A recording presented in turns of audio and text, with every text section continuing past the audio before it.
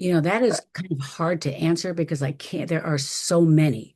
Because almost all of what I do when I do my philanthropy is very heart-centered, heart to heart. And I've had incredible experiences with my models and the love that I receive and give with children, their family, or individuals with disability. Because the fact of the matter is when I photograph people, no matter what they're going through, I try not to see the disability. I try not to see the illness, even if it's terminal. I try not to see um, the experience of being homeless or autistic because I see the person. And because I mean, I always think about this one guy that I photographed who was, I kept seeing him at all these special needs dances, and I just fell in love with him. There was just something about him that was so joyous. And when I met him and photographed him, I had to, and it was while I was doing my blog, and I had to use my voice recorder because he said so many things that were so profound. And he was this amazing experience. And he's become my friend to this day.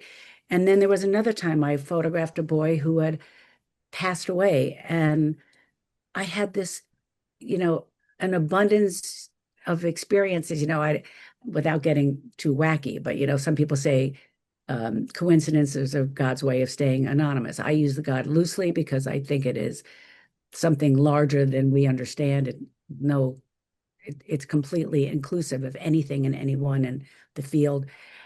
And I had this experience that all I can say, I was touched by Henry after the fact but with just a series of ridiculous coincidences. And I really feel connected.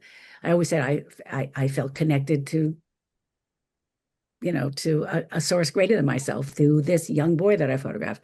I'm about to photograph a woman whose daughter, a 14-year-old girl whose daughter, I mean, she had a stroke at 14 out of the blue. No, she had nothing abnormal about her.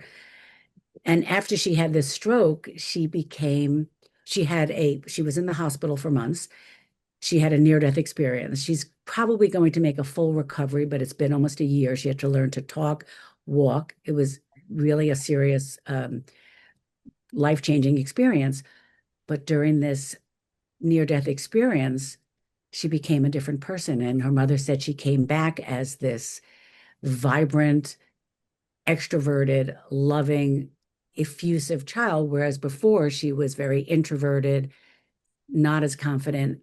I can't wait to meet her because I almost feel like she's going to be another one of my teachers because I think I'm fascinated by that. But so there are so many experiences, almost every one of them that I feel.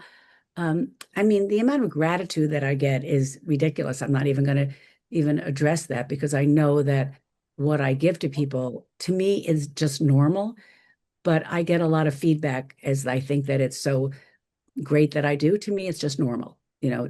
Doing service, giving back, being kind is what I think everyone should be. So I don't see it. I love oh God, my brain. Um, Mr. Rogers says there's three, I don't know, he doesn't say elements to success. The first is to be kind, the second is to be kind, the third is to be kind. So to me, and this work that I do gives me an opportunity to really be kind and give back and live my purpose and not just take pictures.